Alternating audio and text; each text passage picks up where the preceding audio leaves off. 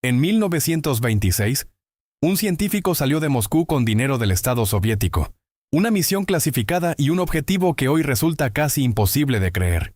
Quería crear una nueva especie, mitad humano, mitad simio. No era un lunático, era el científico más respetado de la Unión Soviética, y tenía el respaldo del gobierno de Stalin. Lo que vas a descubrir hoy no es una teoría de conspiración, no es ciencia ficción. Es un programa oficial, financiado por el Estado, documentado en archivos que permanecieron clasificados durante 70 años. Una historia que el gobierno soviético intentó borrar, y que hoy por fin podemos contar. Para entender lo que pasó, primero tienes que entender quién era Ilya Ivanov. Porque Ivanov no era un científico de segunda fila, era una leyenda.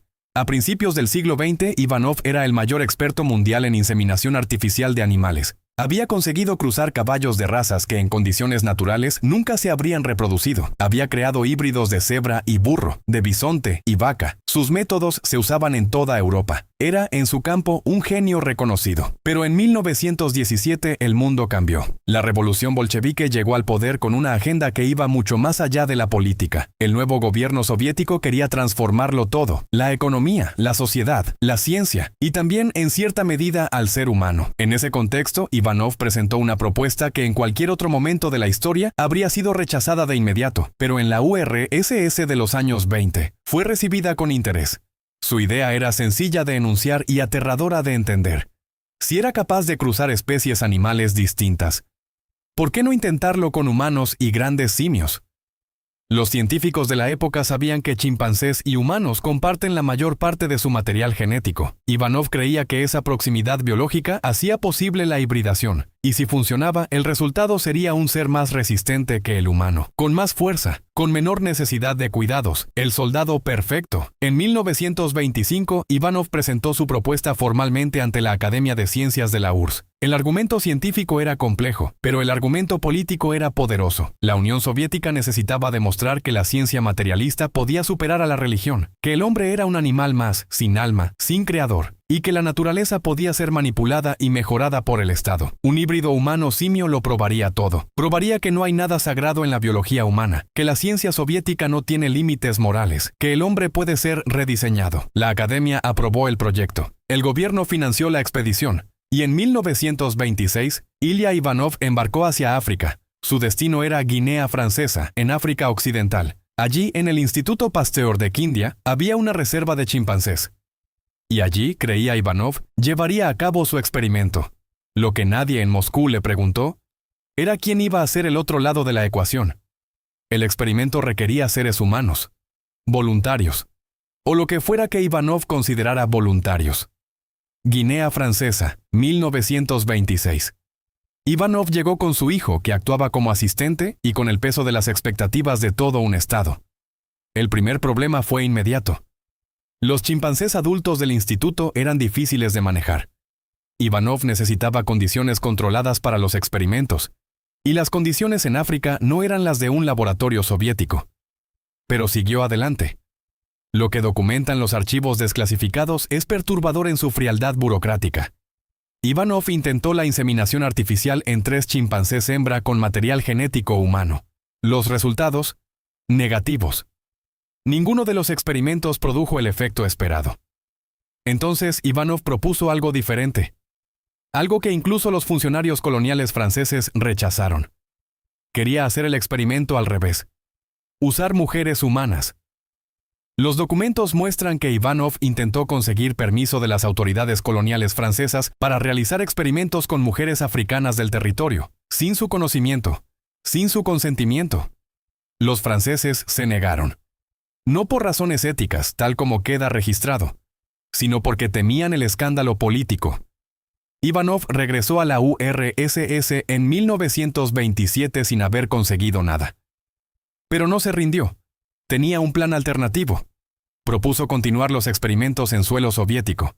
Y esta vez, publicó un anuncio discreto buscando mujeres voluntarias. Mujeres que aceptaran participar en el experimento.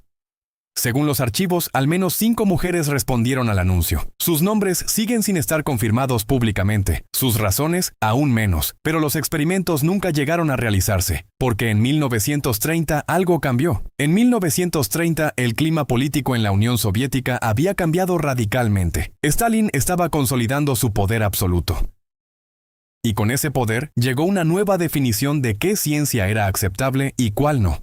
El proyecto de Ivanov cayó en desgracia por razones que los historiadores aún debaten. Algunos creen que el experimento fue considerado un fracaso demasiado visible. Otros, que Ivanov había cometido el error de estar asociado con facciones políticas que perdieron el favor de Stalin. Y otros apuntan a algo más simple. El proyecto era demasiado escandaloso incluso para el Estado soviético. En diciembre de 1930, Ilya Ivanov fue arrestado. El hombre que había recibido fondos públicos, apoyo estatal y la bendición de la Academia Soviética de Ciencias, fue detenido por el mismo Estado que lo había enviado a África. El cargo oficial: pertenecer a un grupo contrarrevolucionario. La acusación era vaga, como casi todas en aquella época, suficiente para destruir a cualquiera. Fue condenado a 5 años de exilio en Alma-Ata, en la actual Kazajstán, lejos de su laboratorio, lejos de su trabajo, lejos de cualquier posibilidad de continuar. Ilya Ivanov murió allí en 1932, un año después de llegar.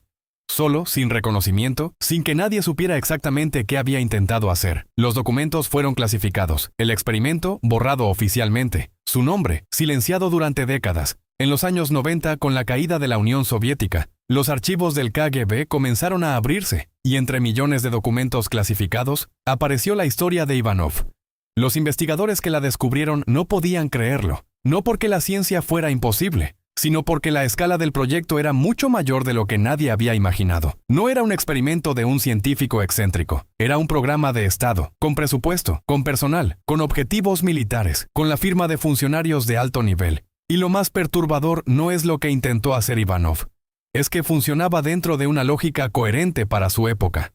La Unión Soviética de los años 20 creía genuinamente que la ciencia no tenía límites morales, que el ser humano era un material más, a disposición del Estado, que la biología podía ser rediseñada como se rediseña una fábrica.